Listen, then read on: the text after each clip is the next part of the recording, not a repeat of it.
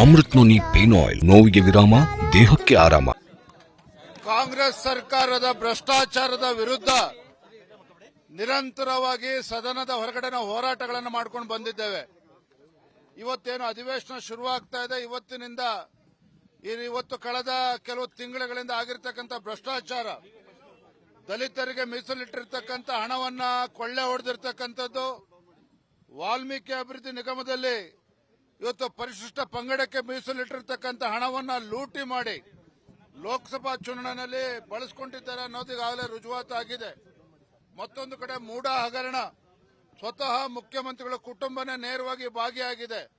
ಮತ್ತೊಂದು ಕಡೆ ಕಾಂಗ್ರೆಸ್ ಸರ್ಕಾರ ಸಿದ್ದರಾಮಯ್ಯನವರು ಮುಖ್ಯಮಂತ್ರಿ ಆದ ನಂತರದಲ್ಲಿ ಮೂಡಾದಲ್ಲಿ ಸಾವಿರಾರು ಕೋಟಿ ಬೆಲೆ ಬಾಳ್ತಕ್ಕಂಥ ನಿವೇಶನಗಳನ್ನ ಬಡವರಿಗೆ, ದಲಿತರಿಗೆ, ಹಿಂದುಳಿದ ವರ್ಗಗಳಿಗೆ ಮೀಸಲಿಟ್ಟಿರ್ತಕ್ಕಂಥ ನಿವೇಶನಗಳನ್ನ ಮನಸೋ ಇಚ್ಛೆಯನ್ನ ಕೊಟ್ಟಿದ್ದಾರೆ ಪುಡಾರಿಗಳಿಗೆ.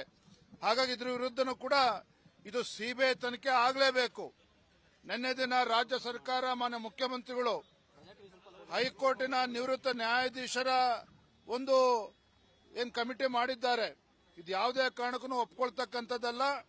ಮೂಡ ಹಗರಣ ಸಿಬಿಐ ತನಿಖೆಗೆ ವಹಿಸಲೇಬೇಕು. ಮುಖ್ಯಮಂತ್ರಿಗೂ ಕೂಡ ಗೊತ್ತಿದೆ, ಸಿಬಿಐ ತನಿಖೆಗೆ ಹೋದ್ರೆ ಇವರ ಬಂಡವಾಳ ಬಹಿರಂಗ ಆಗ್ತದೆ ಅನ್ನುವ ಅರಿವು, ಸತ್ಯ ಅವ್ರಿಗೂ ಕೂಡ ಗೊತ್ತಿದೆ. ಹಾಗಾಗಿ ನಾಟಕ ಮಾಡ್ತಾ ಇದ್ದಾರೆ. ಆದ್ರೆ ನಾವು ಇದಕ್ಕೆ ಅವಕಾಶವನ್ನು ಕೊಡೋದಿಲ್ಲ. ಸಿಬಿಐ ಮೂಡ ವಿಚಾರದಲ್ಲಿ ಸಿಬಿಐ ತನಿಖೆ ಆಗಲೇಬೇಕು. ಮತ್ತೆ ವಾಲ್ಮೀಕಿ ಅಭಿವೃದ್ಧಿ ನಿಗಮ ನೋಡ್ತಾ ಇದ್ರೆ ಈಗಾಗಲೇ ನಾಗೇಂದ್ರ ಅವರು ಅರೆಸ್ಟ್ ಆಗಿದ್ದಾರೆ.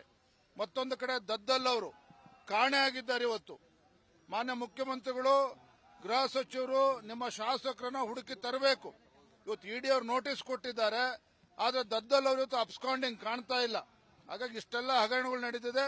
ಒಂದು ಕಡೆ ಅಭಿವೃದ್ಧಿ ಇಲ್ಲ, ಮತ್ತೊಂದು ಕಡೆ ಇವತ್ತು ಬೆಲೆ ಏರಿಕೆ, ಅಭಿವೃದ್ಧಿ ಶೂನ್ಯ ಸರ್ಕಾರ, ದಲಿತ ವಿರೋಧಿ ಸರ್ಕಾರ, ಭ್ರಷ್ಟಾಚಾರದಲ್ಲಿ ಮುಳುಗಿರ್ತಕ್ಕಂಥ ಸರ್ಕಾರಕ್ಕೆ ತಕ್ಕ ಪಾಠವನ್ನು ಕಲಿಸ್ತೇವೆ ಅಧಿವೇಶನದಲ್ಲಿ.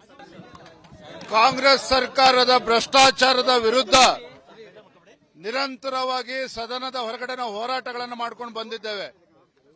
ಇವತ್ತೇನು ಅಧಿವೇಶನ ಶುರುವಾಗ್ತಾ ಇದೆ, ಇವತ್ತಿನಿಂದ ಇವತ್ತು ಕಳೆದ ಕೆಲವು ತಿಂಗಳುಗಳಿಂದ ಆಗಿರ್ತಕ್ಕಂಥ ಭ್ರಷ್ಟಾಚಾರ, ದಲಿತರಿಗೆ ಮೀಸಲಿಟ್ಟಿರ್ತಕ್ಕಂಥ ಹಣವನ್ನ ಕೊಳ್ಳೆ ಹೊಡೆದಿರ್ತಕ್ಕಂಥದ್ದು, ವಾಲ್ಮೀಕಿ ಅಭಿವೃದ್ಧಿ ನಿಗಮದಲ್ಲಿ ಇವತ್ತು ಪರಿಶಿಷ್ಟ ಪಂಗಡಕ್ಕೆ ಮೀಸಲಿಟ್ಟಿರ್ತಕ್ಕಂಥ ಹಣವನ್ನ ಲೂಟಿ ಮಾಡಿ ಲೋಕಸಭಾ ಚುನಾವಣೆಯಲ್ಲಿ ಬಳಸಿಕೊಂಡಿದ್ದಾರೆ ಅನ್ನೋದು ಈಗಾಗಲೇ ರುಜುವಾತಾಗಿದೆ. ಮತ್ತೊಂದು ಕಡೆ ಮೂಡ ಹಗರಣ, ಸ್ವತಃ ಮುಖ್ಯಮಂತ್ರಿಗಳ ಕುಟುಂಬನೇ ನೇರವಾಗಿ ಭಾಗಿಯಾಗಿದೆ.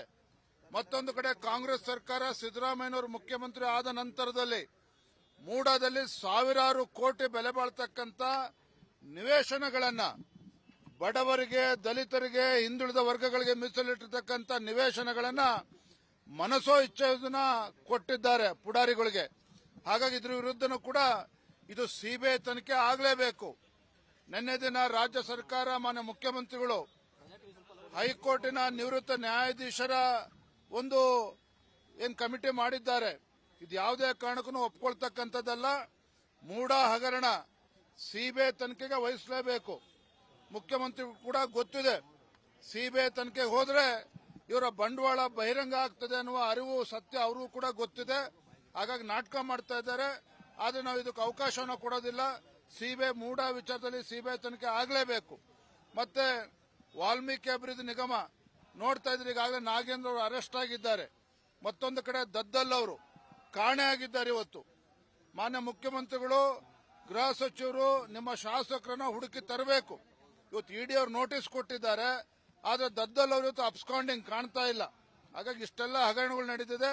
ಒಂದು ಕಡೆ ಅಭಿವೃದ್ಧಿ ಇಲ್ಲ, ಮತ್ತೊಂದು ಕಡೆ ಇವತ್ತು ಬೆಲೆ ಏರಿಕೆ, ಅಭಿವೃದ್ಧಿ ಶೂನ್ಯ ಸರ್ಕಾರ, ದಲಿತ ವಿರೋಧಿ ಸರ್ಕಾರ, ಭ್ರಷ್ಟಾಚಾರದಲ್ಲಿ ಮುಳುಗಿರ್ತಕ್ಕಂಥ ಸರ್ಕಾರಕ್ಕೆ ತಕ್ಕ ಪಾಠವನ್ನು ಕಲಿಸ್ತೇವೆ ಅಧಿವೇಶನದಲ್ಲಿ. ನಾವು ಸಲಹಿದ ಕೈಗಳು ನಮ್ಮ ನೋವಿಗೆ ಸ್ಪಂದಿಸಿದಾಗ ಆಗುವ ಸಂತೋಷ. ಅಮೃತ್ ನೋನಿ ಪೇನ್ ಆಯಿಲ್, ನೋವಿಗೆ ವಿರಾಮ, ದೇಹಕ್ಕೆ ಆರಾಮ.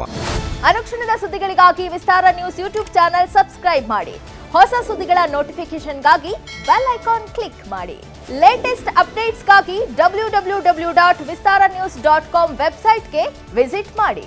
ಅಂಗೈಯಲ್ಲೇ ಜಗತ್ತಿನ ಸುದ್ದಿ ತಿಳಿಯಲು ವಿಸ್ತಾರ ನ್ಯೂಸ್ ಕನ್ನಡ ಆಪ್ ಡೌನ್ಲೋಡ್ ಮಾಡಿ.